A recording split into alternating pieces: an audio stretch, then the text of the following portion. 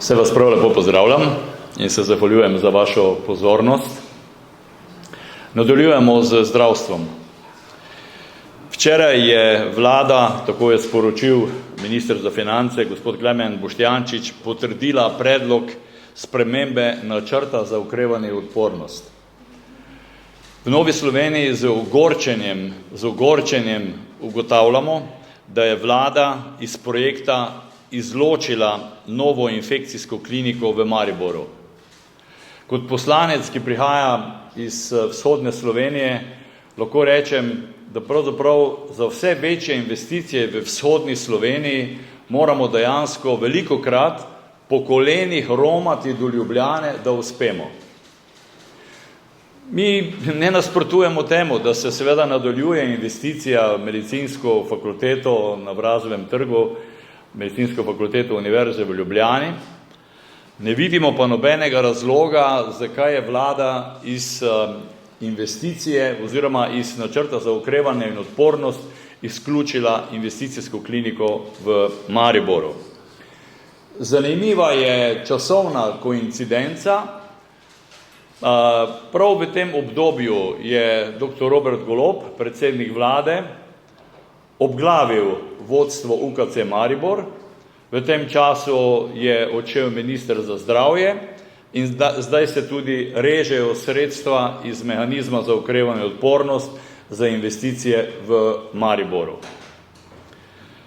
Želel bi si verjeti, da minister Boštjančič o poteku projekta infekcijska klinika Maribor ni bil objektivno informiran. V to pa nisem prepričan. Kot minister bi se moral pozanimati, kakšne sklepe je sprejemal svet zavoda UKC Maribor, naprimer na 7. redni seji že 25. avgusta lansko leto, v zvezi z akcijskim načrtom za izvedbo investicij sofinanciranih iz mehanizma za okrevanje in odpornost. Jaz sem si pridobil ta zapisnik 7. redne seje sveta zavoda, če mi dovolite, bom ta sklep tudi prebral. In sicer, svet zavoda UKC Maribor se je seznanil z izvajanjem investicijskih projektov, sofinanciranih iz evropskih investicijskih skladov in s sredstvi mehanizma za okrevanje in odpornost in potrjuje predstavljene aktivnosti vodstva UKC Maribor na seji 25.8.2022 za čimprejšnjo izvedbo teh investicijskih projektov.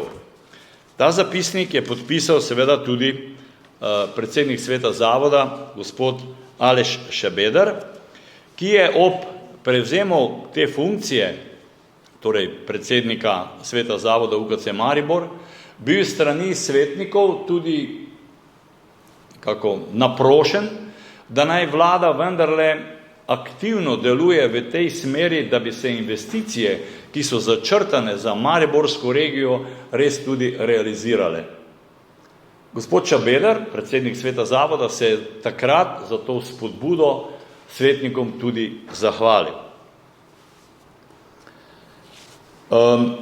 Po naših informacijah je včeraj bilo vse pripravljeno za vlogo za izdajo gradbenega dovoljenja za infekcijsko kliniko v Mariboru. Največji inženir v državi, to je DRI, torej največje inženirsko in svetovalno podjetje v Sloveniji, ki ga je že leta 1994 ustanovila Republika Slovenija, je že globoko v projektiranju tega projekta, torej infekcijske klinike Maribor. Zakaj zdaj naenkrat izločitev tega projekta, zelo pomembnega za Slovenijo, še posebej vzhodno Slovenijo, preprosto ni jasno in o tem bomo gotovo jutri spraševali tudi ministra za finance, ko bomo na odboru za finance obravnavali informacijo o izvajanju načrta za okrevanje in odpornost.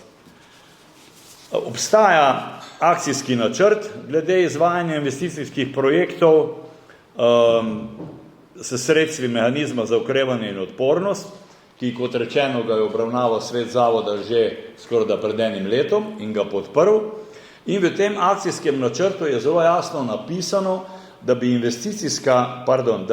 infekcijska klinika Maribor v septembru 2026 lahko že imela uporabno dovoljenje, kar pomeni, da bi se ta projekt zaključil v nekih normalnih oziroma predpisanih časovnih okvirih.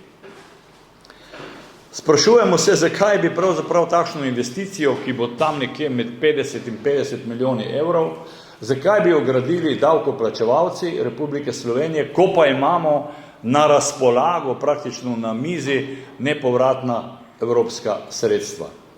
Preprosto lahko si mislimo, da je eden, ali pa špekuliramo, da je eden od izgovorov ta, da pač pri črpanju sredstev iz mehanizma za okrevanje in odpornost je potrebno investicijo peljati resnično transparentno, pregledno, gre za evropska sredstva. No, ko pa so domača sredstva, pa bi morda kdo želel narediti tudi kaj po domače. Še enkrat, želel bi si verjeti, da minister Boštjančič o poteku projekta infekcijska klinika Maribor ni bil objektivno informiran. In še enkrat, v to pač nisem prepričan.